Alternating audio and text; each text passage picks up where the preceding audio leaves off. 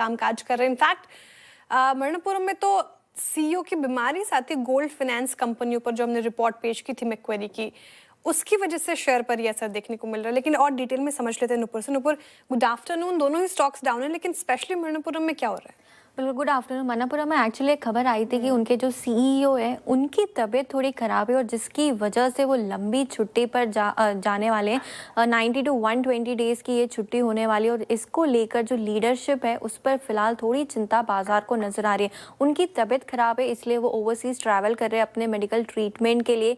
इससे जो है वो लीडरशिप पर सवाल फिलहाल नज़र आ रहा है कि उनका रिप्लेसमेंट कौन होगा, for the time being interim replacement कौन करेगा, उसी को लेके बाजार में थोड़ी सी चिंता बढ़ी हुई है।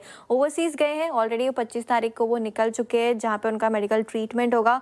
लीडरशिप को लेकर कंपनी ने कुछ बताया नहीं है कि अभी इंटरिम में सीईओ कौन बनेगा, उसकी एक चिंता फिलहाल आपको नजर आ रही है बाजार के स्टॉक प्राइस में भी। हाल ही में जो खबर आई थी बेन कैपिटल वो 42% हिस्सा खरीदने वाले और उसको आरबीआई की मंजूरी मिलती हुई। तो ये क्रूशल पीरियड होता है जब आपको लीडरशिप टीम चाहिए होती है, जब यहाँ पे जॉइंट प्रमोटर आने वाला है और वहाँ से क्या चीज़ें सामने निकलती है, उसकी वजह से भी एक डर बाजार में बना हुआ है। ओपन ऑफर भी इस कंपनी का जरूर जो है वो जल्दी आने वाला है। 26% स्टेक के लिए 236 रुपए का जो प्राइस है वो भी करंट मार्केट प्राइस से नीचे का है, वो भी एक कंसर्न फिलहाल आपको दिखेगा। जैसे कि आप बता रहे थे, मैक्वेरी की भी एक रिपोर्ट सामने आई है। डबल इम्पैक्ट, डबल डेंट आज स्टॉक पे, क्योंकि उनका कहना है कि जो गोल्ड लोन्स में हम रैपिड इंक्रीज देख रहे हैं, उस हो सकता है आरबीआई और सख्ती यहाँ पर दिखाए, कुछ नए रेगुलेशंस है वो सामने लेकर आए जिसका इम्पैक्ट इन कंपनीज को आगे जाकर शायद देखने को मिले। कुछ नए रिस्ट्रिक्शंस आए तो हो सकता है यहाँ पर फिर जो है वो सवाल उनकी रेवेन्यू या मार्जिन्स पर आता हुआ नजर आए। इसलिए जो करेक्शन है, इसलिए जो ग्रोथ है और जो इम्पैक्ट है इसका, इस पर मैक्वेरी की पूरी नज़र बनी हुई है। तो फिलहाल तो जो चिंता है बाजार की वो लीडरशिप को लेकर है, लेकिन ऑब्वियसली बिजनेस को लेकर कंसर्न ब्रोकरेज हाउस ने भी दिखाया है। तो ये दो महत्वपूर्ण बातें अगर आप देखें तो यहाँ पर कही गई हैं। एक है कंपनी स्पेसिफिक, एक है सेक्टर स्पेसिफिक। बट याद रखिएगा, इन दोनों ही स्टॉक्स पे एक टेक्निकल ब्रेकडाउन का केस भी बन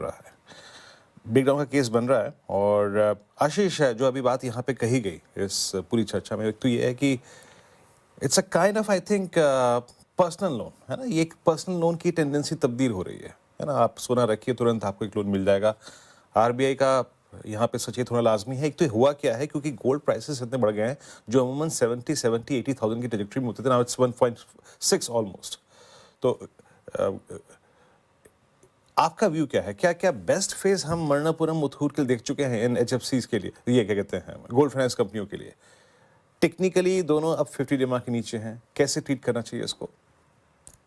बिल्कुल, तो वीरेंद्र आपने बिल्कुल सही कहा। एक तो जो गोल्ड लोन के अंदर में, गोल्ड प्राइसेस के अंदर में जो वोलेटिलिटी आई है, उससे कहीं न कहीं एक थोड़ी-सी नर्वसनेस स्पेस में बनती है। साथ ही साथ एलटीवी रेशियोज़ के अंदर में भी आप देखेंगे कि लोन टू वैल्यू का जो पैरामीटर है, उसके अंदर में भी जैसे ही गोल्ड प्राइसेस करेक्ट होते हैं, तो उसका इम्पैक्ट भी गोल्ड फाइनेंसर्स के अंदर में देखने को नज़र आता है। और हमने देखा वैल्यूएशन में एक अच्छी खासी री-रेटिंग हो चुकी थी मुथूट फाइनेंस की। अगर से हम बात करें तो ऑलमोस्ट हमने देखा है 4 and half time price to book की तरफ ये जा चुका था। तो अब यहाँ पर पे एक प्रॉफिट बुकिंग का दौर चल रहा है। मुझे नहीं लगता कि कोई यहाँ पर पे इस बात के लिए को लेकर के नर्वसनेस है कि कंपनीज अच्छा नहीं करेगी। ये बहुत ही अच्छी कंपाउंडिंग स्टोरीज है, बट इट्स जस्ट दैट कि इन्होंने बहुत ही बढ़िया एक फेज रिटर्न्स के बनाए और अब कहीं ना कहीं मार्केट अपने आप में एक सेक्टर रोटेशन कर रहा है। तो यहां से निकल करके सीवी फाइनेंसर्स के ऊपर अभी एक पॉजिटिव फोकस मार्केट का बना है। तो विद इन एनबीएफसी ये स्विच मुझे लगता है within from gold finance to other NBFC इस समय बाजार के अंदर में देखने को नजर आ रहा है।